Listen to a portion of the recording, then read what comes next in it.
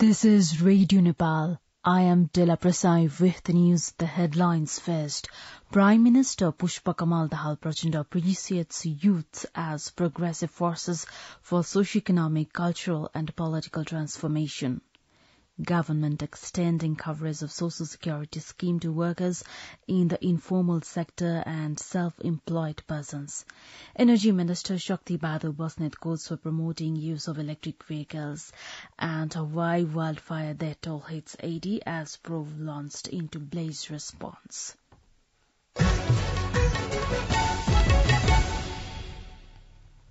Now the news in detail.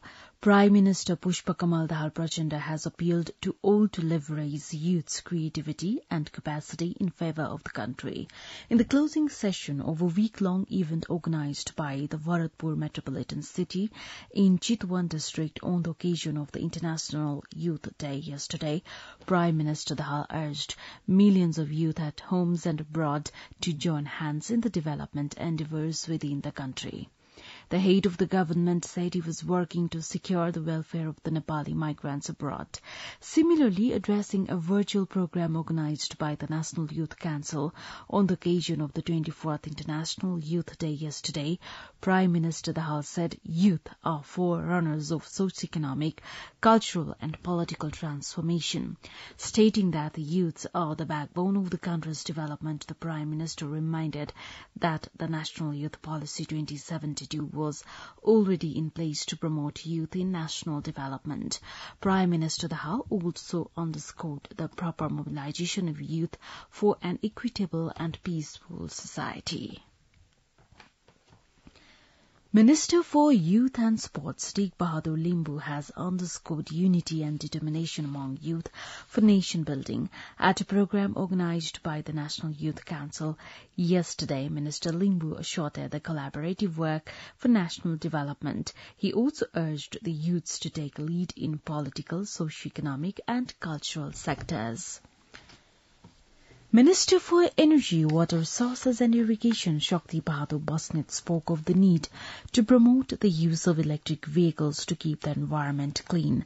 Talking to media persons at a program organised in Kathmandu yesterday in the run-up to the 30th anniversary of the Nepal Electricity Authority, Minister Basnet reiterated that the use of electric vehicles was necessary to avoid environmental degradation. The Energy Minister underscored the increasing awareness about electricity-powered goods to augment electricity use. Meanwhile, the Nepal Electricity Authority organised a rally of electric vehicles to encourage and promote the use of electric vehicles to increase the consumption of clean green energy produced within the country. Minister for Culture, Tourism and Civil Aviation Sudan Kiranti says the Tourism Act will be brought soon. At an interaction program in Kathmandu yesterday, Minister Kiranti said the relevant Tourism Act will be released for the country's overall tourism development. He added that feedback from the experts and stakeholders would be incorporated while formulating the Act. The government is extending the coverage of Social Security scheme to workers in the informal sector and self-employed persons. The Social Security Fund is enlisting this section of workers in the scheme through an official event to be organized on the coming 16th of August. Fund spokesperson Vivek Panthi shared that the workers in the informal sector and self-employed persons should contribute at least 20.37% of their basic wage set by the government, while the government adds 9.37%.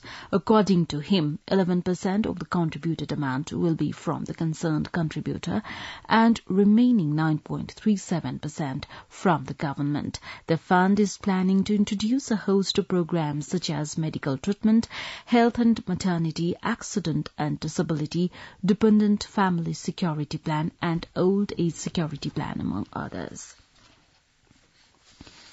The Civil Aviation Authority of Nepal CAN has said no flights meant for rescue operations have been prohibited in remote areas beyond the operation hours. The recent decision of CAN mandates airlines to conduct flights to remove areas only within the fixed time schedule. The decision is said to be for mitigating the risk of air incidents through the monsoon during the monsoon season and enhance the flight safety. However, the CAN has been criticized for the move. CAN spokesperson Jagannath Nirola said that the restriction on flight beyond the operating hours is solely applicable during the monsoon period and is not targeted at rescue flights. The prohibition is just for commercial flight in remote areas. As the CAN said, typically the operation hours for airports based in remote areas begin at 6:30 a.m. and end at 12:30 in the afternoon. You're listening to Radio Nepal 8 AM English News Bulletin. We continue with the international updates now. Additional expert support has been deployed to Hawaii, where forensic work is continuing to find the victims of the devastating wildfires. At least 80 people are known to have died, but there are fears this number will rise further, with hundreds still unaccounted for.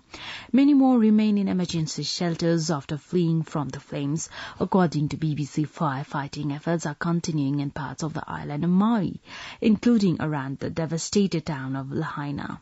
Jeremy Greenberg, a senior official at the Federal Emergency Management Agency, has told the BBC that extra support being sent included urban search and rescue and fire suppression teams. Greenberg added that while close to 1,000 people are yet to be contacted, some of these may be safe but out of reach for a number of regions. Meanwhile, sniffer dogs trained to detect bodies have been looking for signs corpses under the rubble in Lahaina. There have also been reports of bodies being found around the local harbour where people have been pulled out alive. 6 people have died after a boat carrying migrants sank in the channel of the French coast. The French Coast Guard said the vessel got into difficulty in the sea near Calais in the early hours of Saturday. According to BBC, 59 people, many of them Afghans, were rescued by French and British Coast Guards. Officials said about the search for 2 people who may still be missing has been called off.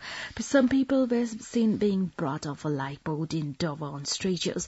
The extent of injuries remain unclear, and the exact numbers of those rescued changed during the day as more information was released.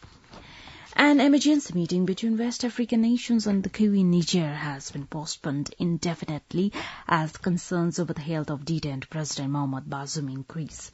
According to Al Jazeera, members of the Economic Cooperation of West African nations were due to meet in Ghanaian capital Accra on Saturday to discuss how to tackle the Niger crisis after they approved the deployment of a standby force to restore constitutional order. But the meeting was indefinitely suspended for technical reasons. Sources said the meeting was originally set to inform the organization's leaders about the best options for activating and deploying a military force. ECOWAS is determined to stop the 6th military takeover in the region in just 3 years. Now the general weather forecast for the country for today. Forecasting division says the weather is likely to be generally to mostly cloudy throughout the country.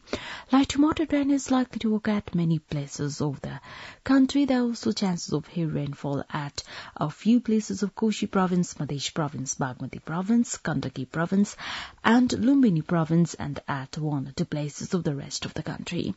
Kathmandu's weather report now: maximum temperature of 27 degrees Celsius and a minimum temperature of 21 degrees Celsius. With this news, we have come to the end of this bulletin.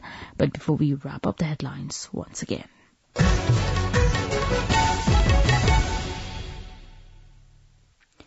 Prime Minister Pushpa Kamal Dahal Prachanda appreciates youth as progressive forces for socio-economic, cultural and political transformation. Government extending coverage of social security scheme to workers in the informal sector and self-employed persons. Energy Minister Shakti Bahadur Basnet calls for promoting use of electric vehicles, and why wildfire that all hits ADS pronounced into the blaze response. Well, that's all that we have for this edition. Our next English News edition is at 2 in the afternoon. You can also listen to us online at our website www.radionepal.gov.in for more news and online programs. Stay tuned, stay safe and have a good day.